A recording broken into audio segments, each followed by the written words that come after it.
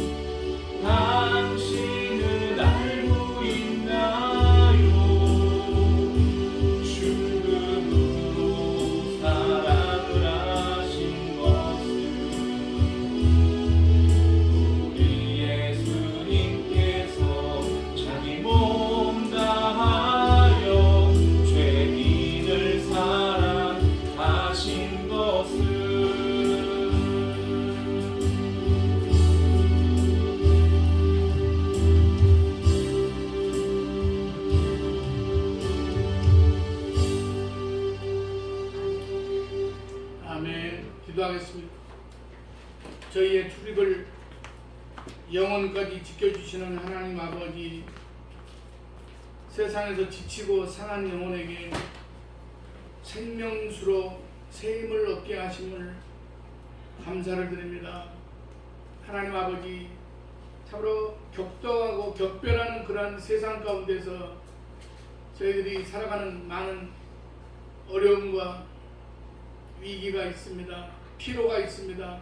하나님 아버지, 오늘도 하나님께서 우리에게 주시는 그러한 말씀을 통해서 하나님 아버지, 우리가 세상을 이길 수 있는 이제 저희들이 지혜와 분별력 있는 그러한 영안을 열어 주시옵소서. 이 시간 부족한 종은 십자가 뒤에 감춰 주시고 거룩한 입술로 지켜 주시옵소서. 예수님의 이름으로 기도드리옵나이다. 아멘.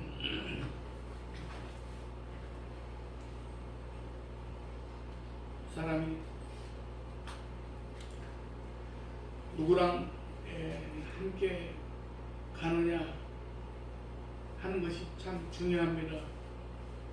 그래서 여행을 갈 때에도 어떤 장소도 중요하지만 어떤 사람과 함께 가느냐가 중요하기도 합니다. 그래서 우리들의 어떤 인생길에 있어서 우리가 누구와 함께 동행하고 누구와 함께 하느냐가 굉장히 중요한 그런 일이 아닐 수가 없습니다.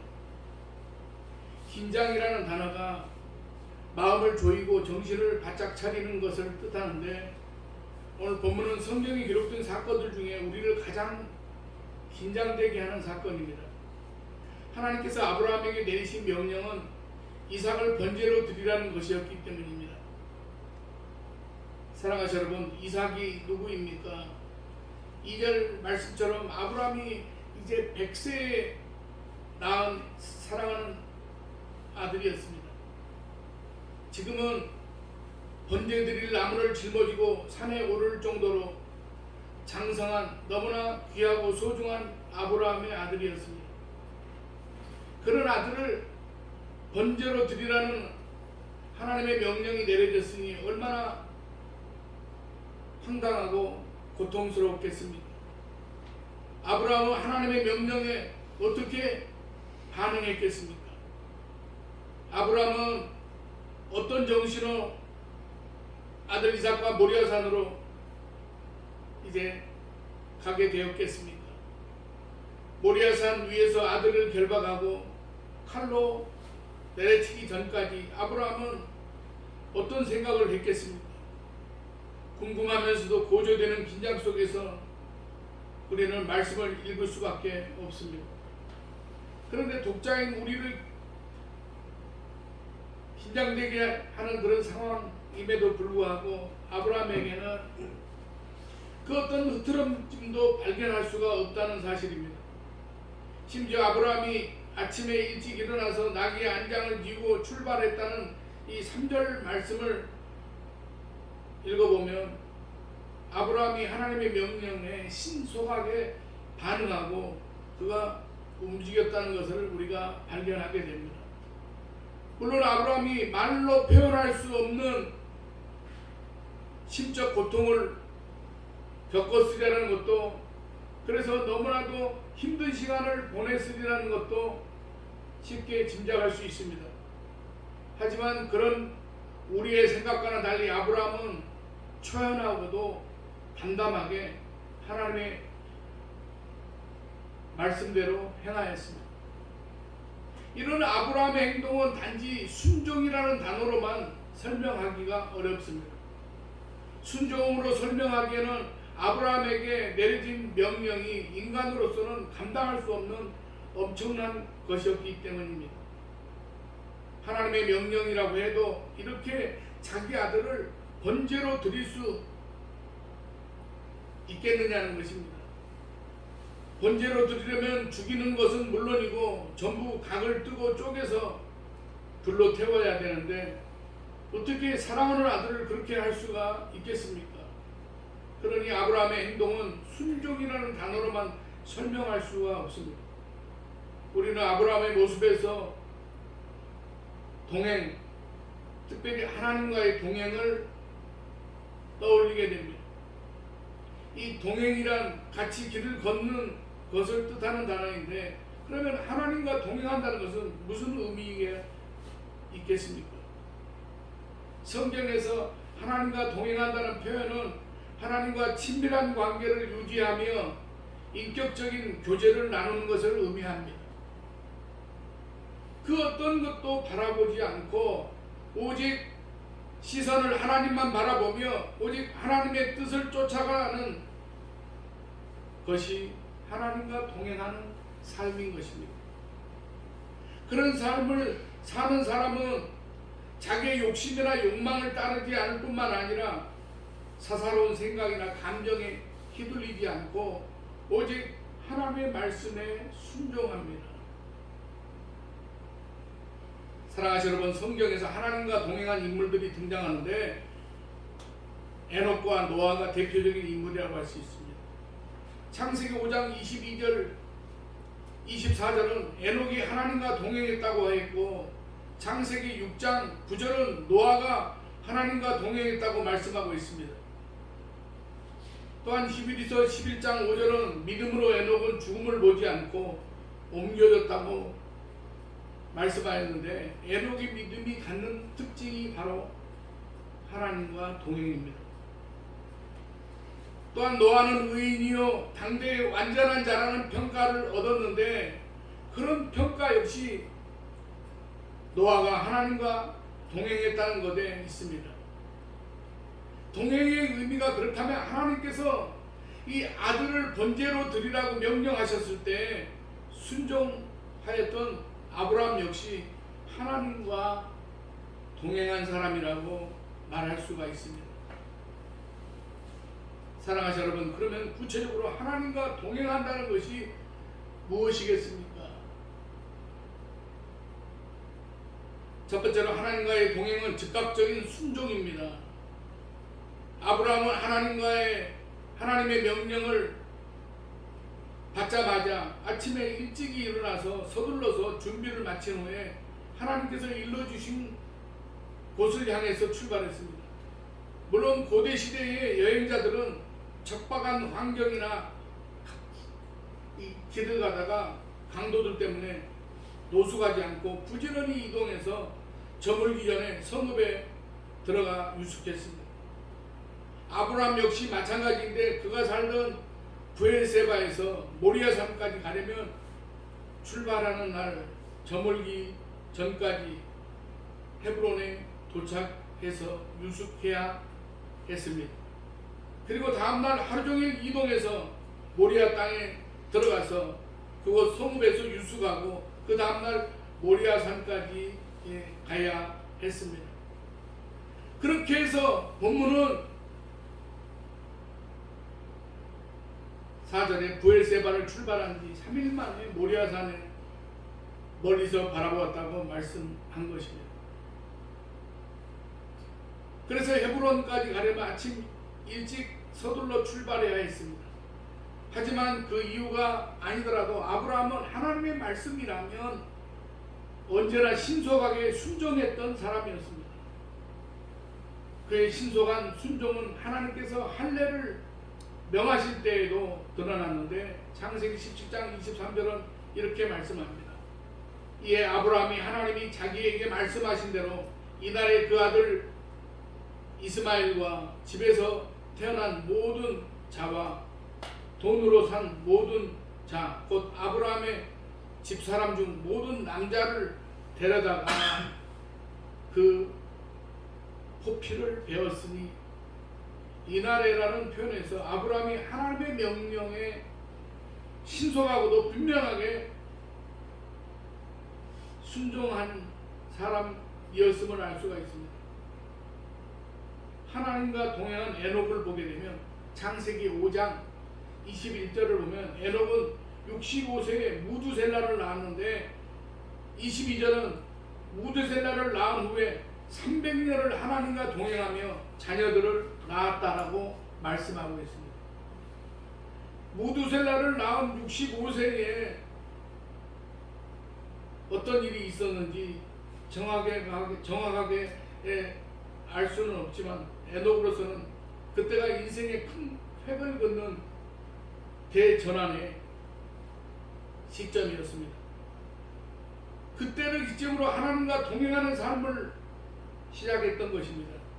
무슨 일인지 어떤 일을 경험했는지 어떤 것을 알게 되었는지 정확하게는 알 수 없지만은 그 일을 기점으로 신속하고도 분명하게 생각을 바꾸고 행동을 바꾸게 된 것입니다. 노아는 어땠습니까? 잘 아시는 것처럼 노아가 하나님께 받은 명령은 방주를 만들라는 것이었습니다. 노아의 가족이 탈 수 있는 적당한 크기의 방주도 아니고 길이가 무려 137m 이제 가량이고 폭이 22.5m 정도, 높이가 13.5m 가량인 거대한 배였습니다. 선박 건조술이 발달하지 못한 당시에 이렇게 거대한 배를 어떻게 만들 수가 있습니까? 하나님의 명령이 황당한 것은 이뿐만이 아니었습니다. 하나님은 혈육 있는 모든 생물을 각기 암수 한 쌍씩 방주로 들여서 생명을 보존하게 하라고 하셨는데 그 생물들이 1년 이상 먹을 양식을 준비한다고 생각해 보십시오. 노아의 8가족의 먹을 양식을 포함한다면 엄청난 양을 준비하는데 정말로 앞이 캄캄할 일이었습니다. 문제는 그뿐만이 아닙니다. 도와야 할 이웃 사람들이 도울 생각은 하지 않고 도리어 노아를 비웃고 있었습니다. 정말이지 도무지 따를 수 없는 명령이 아닐 수가 없었습니다. 하지만 창세기 6장 22절 7장 5절은 노아가 그와 같이 하나님이 자기에게 명령하신 대로 다 준행하였더라라고 말씀하고 있습니다. 에녹이나 노아, 아브라함을 보면 하나님과 동행한다는 것은 하나님의 명령에 무조건 순종하는 복종하는 것임을 알 수가 있습니다. 환경이나 상황이 아무리 어려워도 순종하는 것이야말로 하나님과 동행하는 사람의 특징입니다. 사랑하는 여러분, 하나님과 동행하는 사람입니까? 그렇다면 지금까지 하나님의 명령에 어떻게 반응하였는지 돌아보면서 진정으로 순복하는 저와 여러분이 되시기를 결단하시기 바랍니다. 두 번째로 하나님과의 동행은 하나님에 대한 신뢰와 믿음입니다. 어떤 사람들은 하나님께서 아들을 죽이는 그런 장막한 그런 상황까지 가지 않도록 하실 것이라고 아브라함은 생각했을 것이라고 말합니다. 물론 그럴 수도 있지만 9절과 10절의 상황을 보면 그렇지가 않습니다. 제단을 쌓고 나무를 돌려놓고 이삭을 결박하여 제단 나무에 놓고 손을 내밀어 칼을 잡고 아들을 잡으려는 일련의 행동은 거침없이 보입니다. 하나님께서 자신의 행동을 멈추게 하지 않으실까 기대는 조금의 멈칫거림이 없었습니다. 정말이지 아브라함은 자기 아들 이삭을 죽여서 번제로 드리려고 했던 것입니다. 이런 아브라함을 비정하다고 말할 수 있겠습니까? 그렇게 말할 수도 있겠지만 그에게는 놀라운 부활의 믿음이 있었습니다. 히브리서 11장 19절입니다. 그가 하나님의 능히 이삭을 죽은 자 가운데서 다시 살리실 줄로 생각한지라 비유컨대 그를 죽은 자 가운데서 도로 받은 것이니라 라고 말씀하고 있습니다. 아브라함은 아들을 죽이더라도 하나님께서 그 죽은 아들을 다시 살려주실 것이라고 믿었습니다. 생각한지라에 해당하는 헬라어에는 단순한 견해가 아니라 단호한 내적인 확신이나 신념을 나타내는 단어입니다. 그만큼 아브라함은 이삭이 다시 살 것을 굳게 믿었습니다. 죽은 아들이 다시 살아날 것이라는 아브라함의 믿음은 모리아산 아래에서 그의 종들에게 한 말에 더 드러나게 됩니다. 너희는 나귀와 함께 여기서 기다리라. 내가 아이와 함께 저기 가서 예배하고 우리가 너희에게로 돌아오리라. 우리라는 복수 1인칭을 사용했다는 것은 그가 이삭의 죽음과 더불어서 하나님께서 이삭을 다시 살리실 것을 믿었다는 의미가 됩니다. 본문 6절에 보면 두 사람이 동행하더니라는 말씀이 있습니다. 아브라함은 불과 칼을 손에 들고 이삭은 번제 나무를 짊어지고 산으로 오르는 모습을 동행이라고 하였는데 아들의 죽음만 생각하였다면 그 동행은 슬픔과 고통과 절망의 동행이었을 것입니다. 하지만 하나님께서 다시 살리실 걸 믿는 믿음을 가졌기 때문에 그 동행은 기대와 감격의 동행이었을 것입니다. 어떤 의미에서 아브라함은 아들 이삭과 동행하고 있지만은 실은 아들을 살리실 하나님과 동행하고 있는 것입니다. 사랑하는 여러분, 그러면 아브라함이 어떻게 그런 믿음을 가질 수가 있었겠습니까? 100세의 이삭을 낳은 경험이 그런 믿음을 갖게 하였는데 히브리서 11장 12절은 늙은 아브라함이 단산한 사라를 두고 죽은 자라고 하였습니다. 죽은 자 같은 자신이 아들을 낳은 경험을 통해서 죽은 자를 살리실 하나님, 이삭이 죽더라도 하나님께서 다시 살리실 것임을 확신하게 되었을 것입니다. 하나님과의 동행은 즉각적 순종이라고 했는데 이러한 놀라운 순종은 확고한 믿음에 근거합니다. 이런 확고한 믿음이 있어야 하나님과 동행할 수 있다는 것입니다. 그러면 에녹은 어떤 믿음과 확신을 가지고 300년 동안 하나님과 동행했겠습니까? 그의 아들 무두셀라의 이름과 무두셀라의 죽음을 생각하면 짐작할 수 있는 것인데, 무두셀라의 뜻은 창 던지는 자라는 뜻입니다.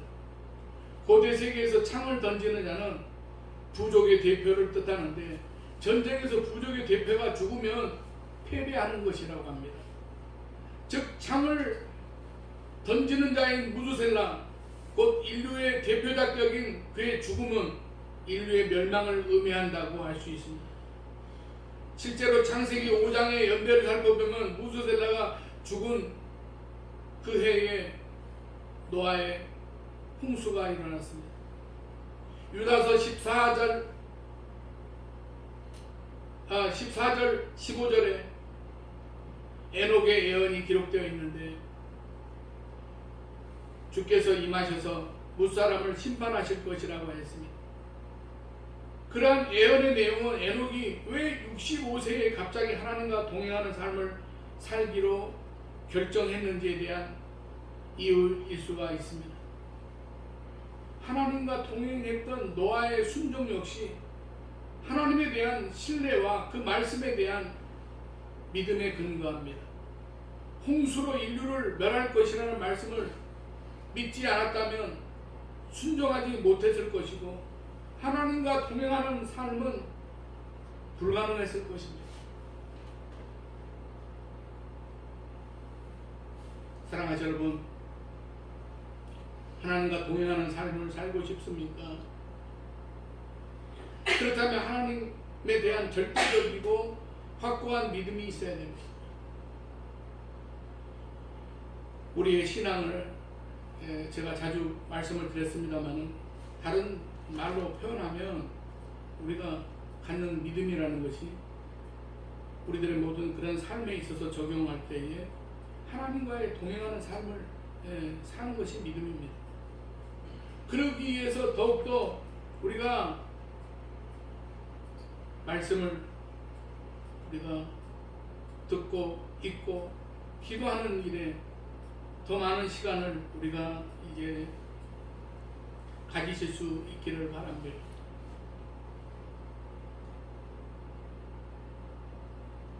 우리들의 인생이 성공적인 그런 믿음 삶을 살고 싶으십니까? 그러시면 하나님과 동행하는 삶을 사시기 바랍니다. 세 번째로 하나님과의 동행은 거룩한 삶입니다.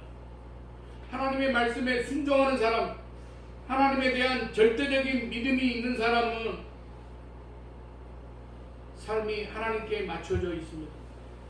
거룩한 삶이란 하나님의 마음과 뜻이 무엇인지 알고자 하고 그 뜻을 따라 살고자 하는 삶입니다. 죄는 하나님의 뜻에 어긋나는 것인 반면에 거룩은 하나님의 뜻에 맞추는 삶입니다. 하나님과 동행하는 사람들의 특징이 거룩한 삶입니다. 그러므로 하나님과 동행을 소망한다면 거룩한 삶을 살아가실 수 있기를 바랍니다. 히브리서 11장 6절은 에녹의 믿음에 대해서 언급하면서 믿음이 없이는 하나님을 기쁘시게 하지 못하나니라고 말씀하고 있습니다. 그러면서 하나님께 나아가는 자는 반드시 그가 계신 것과 또한 그가 자기를 찾는 자들에게 상 주시는 이심을 믿어야 한다고 말씀하고 있습니다. 사랑하는 여러분, 하나님께 나아가는 자가 누구입니까? 하나님을 찾는 자는 또 누구입니까? 하나님의 뜻을 따라 거룩으로 사는 자들을 의미한다고 말할 수 있습니다. 노아는 어땠습니까? 같은 장 7절은 노아를 경외하는 자, 믿음을 따르는 자의 상속자로 소개했습니다. 하나님과 그 말씀에 두려워 떠는 자가 하나님의 뜻에서 벗어나는 삶을 살겠습니다. 하나님의 거룩은 아니라도 거룩한 삶을 살고자 하는 무던한 노력 가운데 살아갈 것입니다. 히브리서 기자가 말하는 아브라함의 삶은 어떻습니까? 히브리서 11장 9절은 하나님이 계획하시고 지으실 터가 있는 성을 바라고 장막에 살았다고 말씀하고 있습니다. 장막에 사는 것이 무슨 큰 일이냐고 반문할지 모르지만 그런 대단한 부자요 강력한 힘을 가진 자였기 때문에 원하기만 하면 소돔과 고모라와 같은 성을 차지하거나 짓고 살 수 있었습니다. 하지만 굳이 장막에 살았던 것은 소유와 세상의 가치의 만족 그리고 명예와 즐거움 때문에 죄를 짓지 않으려는 자기만의 노력이라고 할 수 있습니다.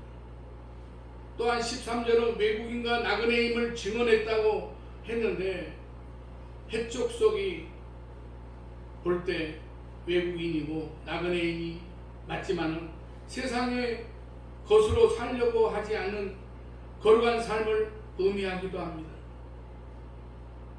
육신으로 사는 사람들처럼 무엇을 먹을까, 무엇을 마실까, 얼마나 많이 소유할까에 관심이 집중되어 있으면 거룩을 따라 살 수가 없습니다.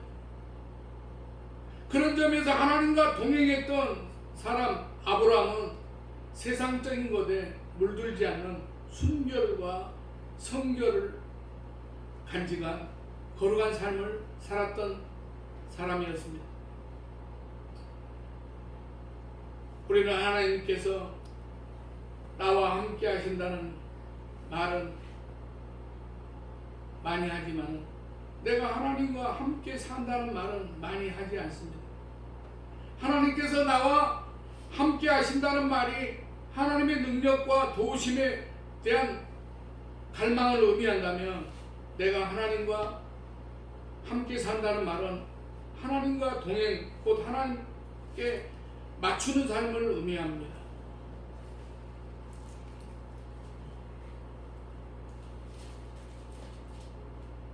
모든 믿음의 사람들이 하나님과 동행하기를 소망합니다. 또한 하나님과 동행하는 자다운 삶을 살기 원합니다. 그 동행의 끝에 영원히 하나님과 함께 천국에서 사는 삶이 있을 것이니 우리 모두 그날에 이제 영원한 하나님의 나라에서 우리가 하나님과 함께하는 그런 저와 여러분들이 되시기를 주님의 이름으로 간절히 축원합니다. 기도하겠습니다. 하나님 아버지, 은혜와 사랑을 감사합니다. 저희들을 이 땅에 보내주시고 저희들의 삶 가운데 우리들은 때로는 알지 못하지만 그러나 모든 여러가지 환경과 조건 가운데서 하나님께서 우리들에게 동행해 주시고 함께 해 주시며 늘 저희들의 삶 가운데 저희들을 때로는 위기와 어려움 가운데서도 저희들을 보호하시고 인도하셨던 하나님이신 줄로 믿습니다. 하나님 아버지, 참으로 우리들의 삶 가운데 하나님과의 동행, 하나님의 뜻에 맞추는 그런 삶을 살아가는 그런 삶을 살아감으로 인해서 저희들이 이 땅에서 존귀한 그런 하나님 나라를 이루고 영원한 하나님 나라에 이르는 그러한 저희들이 되게 하여 주시옵소서. 예수님의 이름으로 기도드리옵나이다. 아멘. 찬송가 386장 찬송가.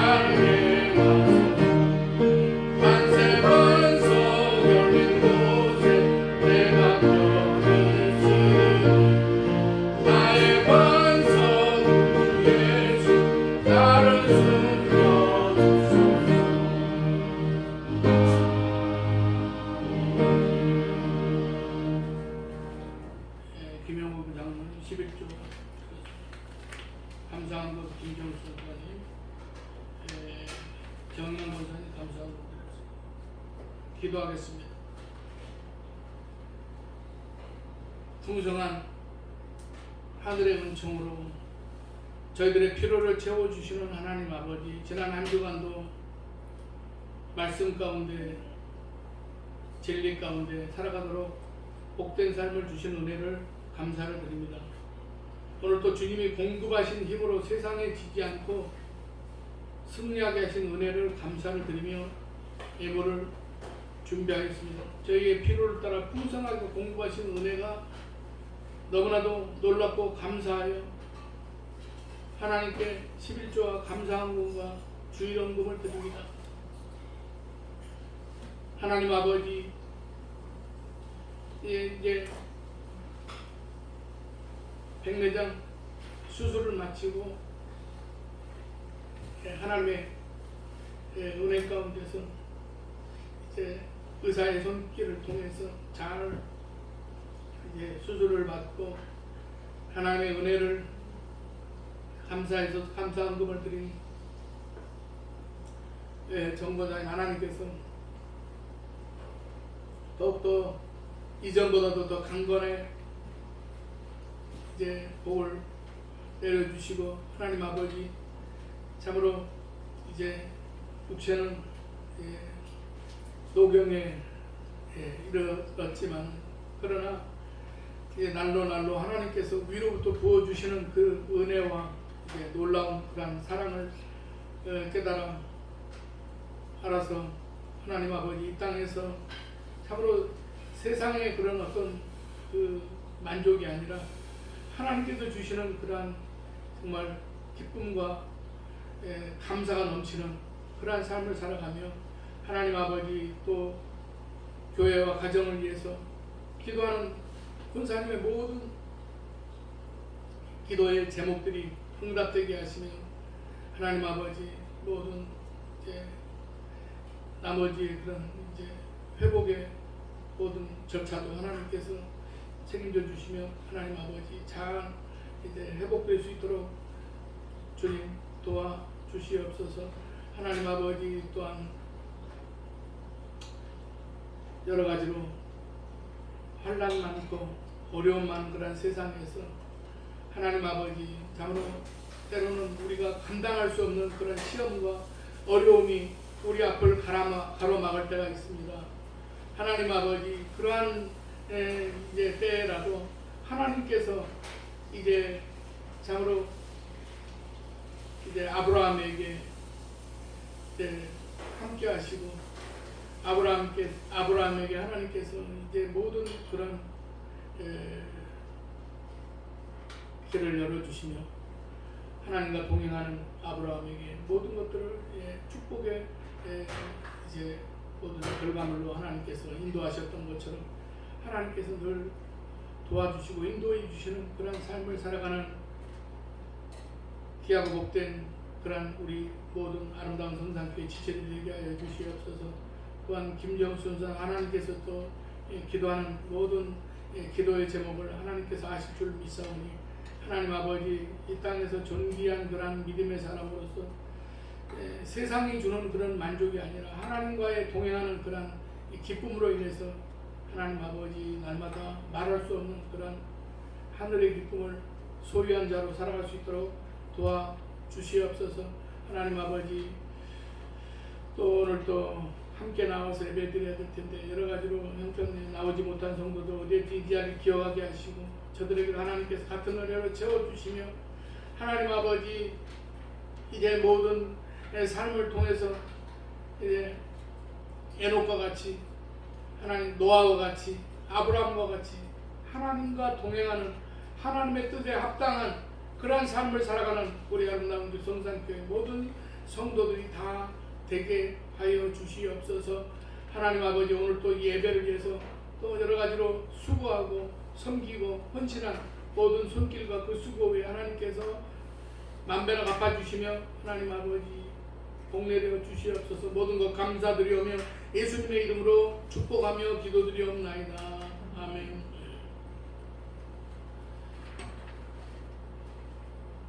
특별한 광고 없습니다. 다음 주 오후에 여전도의 헌신 예배 드립니다. 몇 명 되지 않지만 그래도 어쨌든 드리겠습니다. 635장 찬송을 부른 다음에 축도함으로 마치겠습니다.